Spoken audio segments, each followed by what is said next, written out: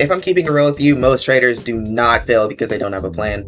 They fail because they build plans that they can't realistically follow.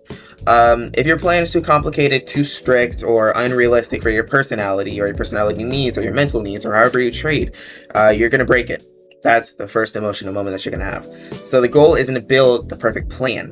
It's to build a simple one that you're actually going to stick to. Step one, define your setup, not 10 setups, not 5 setups, right? 1 or 2 clear entry conditions, okay? For example, you need to see strong early volume. You need clean structure, not extended structure. You don't need to see there's 20,000 people in it and they all look like bots. The actual charts look like a line that's going absolutely nowhere. It looks like a honeypot. It's up 10 billion market cap, and then the first 5 minutes of it, you should learn that already. But keep it simple. If you need live indications and 10 confirmations, you won't follow it consistently.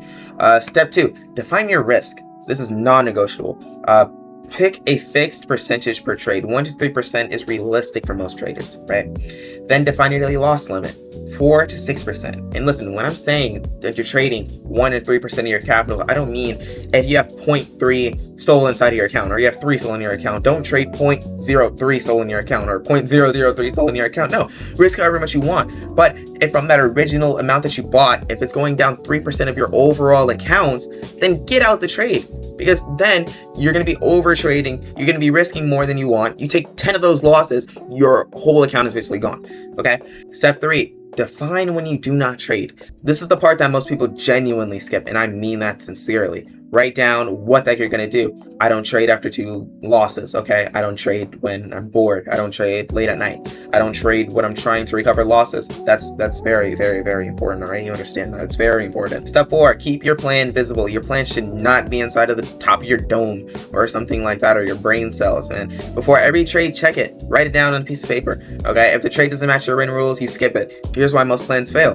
Right? You're built around profit goals. I want to make 20% today. I need to double my account this week. You're going to blow your account to smithereens, and your friends or whoever trades with you is going to actually laugh. I'm genuinely serious.